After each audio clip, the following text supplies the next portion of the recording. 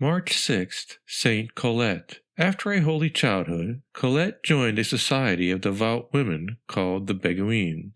Not finding their state sufficiently austere, she entered the Third Order of St. Francis and lived in a hut near her parish church in Picardy. Here she passed 4 years in extraordinary penance when St. Francis, in a vision, bade her to undertake the reform of her order, then much relaxed. She doubted for a time and was struck with muteness for 3 days and blindness for another 3. Finally, fortified by ecclesiastical authority, she established the reform throughout a large part of Europe and, in spite of the most violent opposition, founded 17 convents of the strict observance. By the same wonderful prudence she helped to heal the great schism which then afflicted the Church. The fathers in council at Constance were in doubt as to how to deal with 3 claimants to the tiara, John the 23rd, Benedict the 13th, and Gregory the 12th.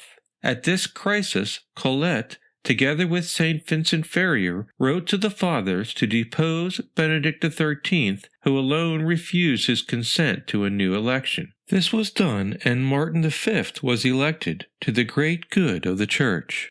An historical note is that no other pope ever elected took the name John until Cardinal Roncalli took it in the year 1958. Saint Colette never ceased to pray for the Church, while the devils, for their part, never ceased to assault her. They swarmed around her in the form of hideous insects, buzzing and stinging her tender skin. They even brought into her cell the decaying corpses of public criminals, and, assuming monstrous forms themselves, struck her savage blows. Sometimes they would appear in the most seductive guise and tempt her by many deceits to sin.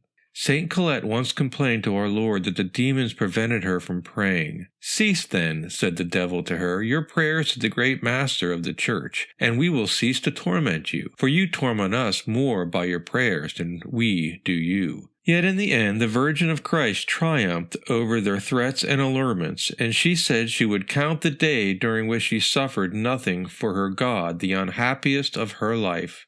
She died on March 6 in the year 1447 in a transport of intercession for sinners in the Church. Saint Colette was beatified in the year 1740 by Pope Clement XII and canonized in the year 1807 by Pope Pius VII. She is invoked by childless couples desiring to become parents and is also the patroness of expectant mothers and sick infants.